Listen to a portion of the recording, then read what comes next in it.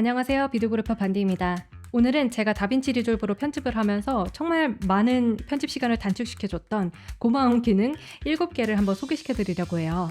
그럼 시작해볼까요? 네, 첫 번째로는 파워빈스에 대해서 알려드릴게요. 파워빈스는 에디트 탭에 미디어 풀에 아래에 보시면 파워빈스가 있어요. 근데 이게 안 보이시는 분들은 이 점 3개 클릭하시고 쇼 파워빈스 요거를 누르면은 여기에 나타날 거예요. 파워빈스 같은 경우에는 반복적으로 쓰는 디자인 요소, 음악 요소 이런 것들을 내가 항상 사용하는 형태로 저장해 놓고 빨리빨리 편집에 사용할 수 있는 기능이에요. 예를 들어 제가 유튜브 편집을 할 때 우상단에다가 로고 같은 거를 항상 놓고 편집을 한다고 해볼게요. 그러면은 이 로고를 이렇게 타임라인으로 가지고 오겠죠? 인스펙터 안에 트랜스폼해서 크기를 바꿔주겠죠? 그리고 포지션을 이동을 해주고 자, 그러면은 이거를 빠르게 쓰기 위해서는 파워빈스 안에다가 드래그 드랍을 하시면 돼요. 보시다시피 이렇게 내가 정한 위치로 저장이 돼요. 다음 에피소드를 하는데 이제 우상단을 넣는다. 그러면은 더 이상 똑같은 작업을 반복하지 않고 파워빈스에 가서 저장했던 거 그대로 가지고 오면은 되는 거죠. 이게 음악이나 다른 파일로도 되거든요. 예를 들어서 얘를 인트로 음악으로 항상 쓴다고 생각해 볼게요. 그러면은 우선은 임포트 미디어를 해서 음악을 가지고 오겠죠. 그러고 나서 얘를 드래그 드랍 해가지고 뭐 24, 23 이 정도로 내가 쓰고자 하는 시작 구간을 설정을 하고 이렇게 가지고 와서 인트로를 쓰겠죠. 이거를 또 매번 반복하기가 싫으니까 이것 또한 한번 설정을 하신 다음에 파워빈스에다가 드래그 드랍을 하시면 돼요. 다른 프로젝트 타임라인에 가서 얘를 그대로 가지고 오면 아까랑 똑같은 상태로 바로 쓰실 수가 있게 됩니다. 저는 파워빈스에다가 BGM도 이렇게 저장을 해놓고요. 그 다음에 디자인 요소는 굉장히 다양하게 그 다음에 챕터 스타일을 만들 때 항상 쓰는 레이어들 뭐 이런 식으로 해서 바로바로 챕터를 만들 수 있도록 해요. 두 번째로 보여드릴 기능은 스택트 타임라인입니다. 이 에디 페이지의 타임라인 왼쪽에 보시면은 이렇게 버스처럼 생긴 뭐가 있어요. 얘를 클릭해 보시면은 디스플레이 스택트 타임라인스가 있어요. 얘를 한번 클릭을 해보세요. 자, 그러면은 여기에 플러스 사인이 하나가 생기죠. 얘를 한번 눌러볼게요.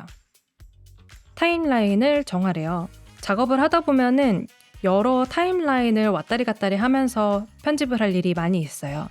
그런 경우에 스택트 타임라인을 통해서 이렇게 번갈아 가면서 보고 싶은 타임라인을 지정해주면은 이렇게 돌아가면서 보실 수가 있고요. 이렇게 하는 방식도 있지만은 타임라인 2개를 동시에 보는 방법도 있어요. 그걸 위해서 한번 꺼볼게요. 아까처럼 디스플레이 스택 타임라인을 선택을 하셔야 되고요. 이번에는 이 플러스 사인을 사용하는 게 아니라 이 오른쪽에 있는 약간 윈도우 창에다가 플러스 사인이 있는 얘를 클릭을 해보세요. 그러면은 이 아래에 타임라인을 놓을 수 있는 구간이 생깁니다. 그럼 아까와 마찬가지로 그러면은 2개의 타임라인을 위아래로 동시에 볼 수 있는 그런 상태가 됐습니다. 그래서 얘를 키보드로 카피 앤 페이스트 하지 마시고 그냥 드래그 드랍으로 해서 원하는 구간에다가 딱 놓으시면은 간편하게 카피 페이스트를 하실 수가 있고 타임라인 체크하는 것도 이렇게 한 화면에서 번갈아 가면서 편리하게 하시면 되겠습니다. 다음은 블랙매직 프록시 제너레이터를 보여드릴게요.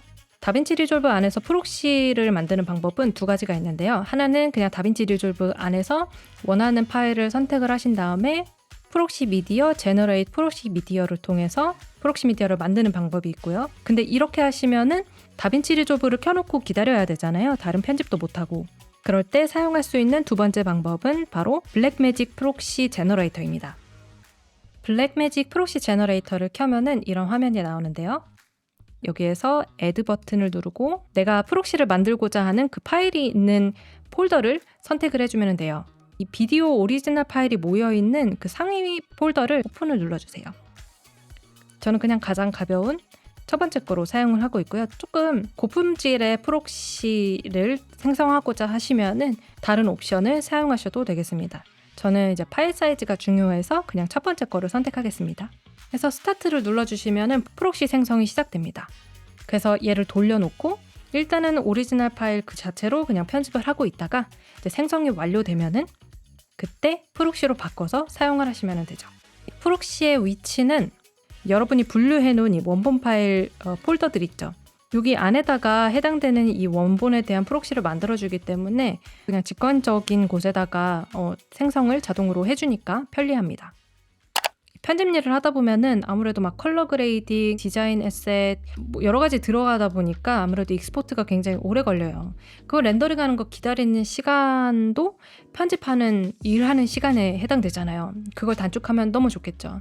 그래서 제가 뭐 이렇게 저렇게 해봤어요. 퀄리티도 낮춰서 해보고 했는데 이거보다는 이 에딧 탭에 있는 퀵 익스포트 기능, 이게 정말 말 그대로 그냥 퀵 익스포트를 도와주는 툴이더라고요. 하이 퀄리티로 렌더링 해야 되는 최종 결과물이 아니라 이제 뭐 수정사항 확인하는 용도로 익스포트해서 공유해야 되는 경우 있죠. 그럴 때 막 1시간씩 걸려가지고 기다리지 않아도 되게끔 뭐 프로젝트 파일에 따라서 다르기는 하지만 제 경험상으로는 거의 4분의 1, 뭐 5분의 1 이 정도 정말 많은 시간이 단축되는 거를 볼 수 있었어요. 정신없이 이렇게 편집을 하다 보면은 중간에 그냥 오디오 파일이 하나가 이렇게 사라질 때도 있거든요. 그러면은 이 사라진 오디오 부분만 어떻게 찾지 싶잖아요. 매뉴얼로 직접 찾지 않으셔도 되고요. 그냥 오디오를 잃어버린 파일을 클릭을 하시고 키보드 F를 눌러주세요. 그러면은 이 클립에 해당하는 오디오 파일이 이렇게 지정이 됩니다.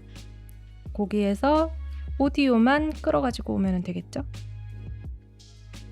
반대로 오디오만 남고 실수로 비디오만 지워버렸다. 그런 경우에도 그냥 오디오 파일을 클릭하고 키보드 F를 누르면은 아까처럼 이 구간이 뜨고요. 여기에서 비디오 파일만 이렇게 가지고 오면 되겠습니다. 다음은 컬러 그레이딩 탭에서 여러 버전의 컬러 그레이딩을 저장하고 비교해 볼 수 있는 그런 기능을 보여드릴게요. 예를 들어서 이 컬러 그레이딩이 이렇게 됐다고 볼게요. 그런데 또 다른 느낌으로 또 컬러 그레이딩을 해보고 싶어요. 그러면은 컬러 그레이딩한 클립이 선택된 상태에서 오른쪽 마우스 클릭, 로컬 버전스에서 Create New 버전을 클릭해 주세요. 이 상태에서 New 버전의 컬러 그레이딩을 생성해 주시면 됩니다. 오케이 눌러볼게요. 그러면은 마우스 오른쪽을 다시 눌러봤을 때 아까는 버전 1만 있었지만 지금은 버전 1, 버전 2가 있거든요.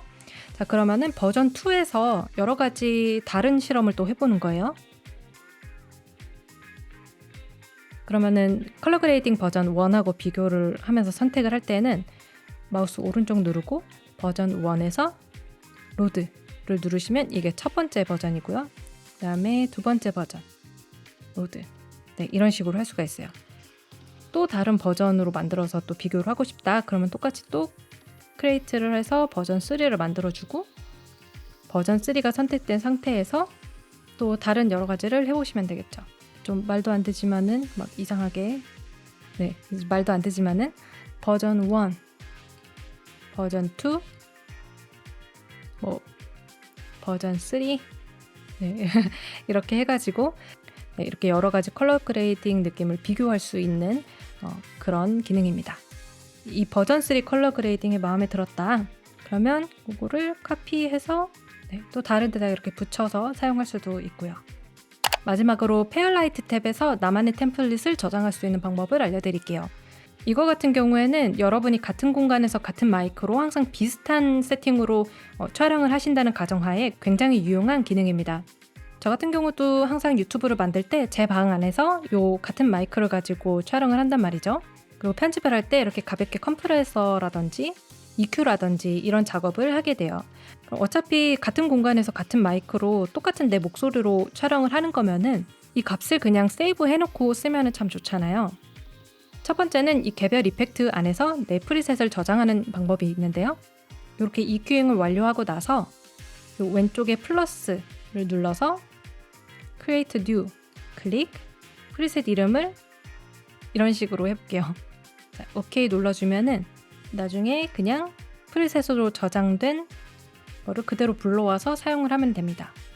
컴프레서도 마찬가지로 이렇게 저장을 하실 수가 있고요. 그리고 개별적으로 말고 이 오디오 스트립에 들어가 있는 모든 이펙트를 그대로 저장하는 방법도 있어요. 얘네 그대로 걸린 상태에서 상단 페어라이트 탭에서 프리셋 라이브러리, 필터 바이 글로벌 트랙 프리셋. 지금 오디오 1번에 보정을 마친 상태잖아요. 이거를 카피해서 저장하고 싶은 거란 말이에요. 그럼 오디오 1번을 선택해 주세요. 그 다음에 Save New를 눌러주시면 어쩌고 저쩌고 네, Create New 눌러주시고요. 프리셋 네임을 뭐라고 할까요? 아까처럼 뭐 마이크? 뭐 이런 식으로 저장해 볼까요? OK를 눌러주세요. 자, 그러면은 여기 새로운 프리셋이 들어가게 됩니다. 자, 그러면은 새로운 편집을 할 때 이 오디오 보정 템플릿을 어떻게 적용하냐? 페어라이트 페이지에서 이 위에 페어라이트 탭, 그 다음에 프리셋 라이브러리 클릭을 해주시고 필터 바이 글로벌 트랙 프리셋으로 되어 있는 상태에서 아까 저장했던 이 템플릿을 클릭해 주세요. 그 다음에 제 목소리가 나오고 있는 이 오디오 1번을 선택해주고 어플라이 해주시면은 짜잔, 이렇게 아까 저장했던 세팅값 그대로 바로 적용이 됩니다. 네, 오늘 영상은 여기까지입니다. 다음번에도 실무에 도움되는 그런 영상으로 또 찾아뵙도록 하겠습니다. 감사합니다.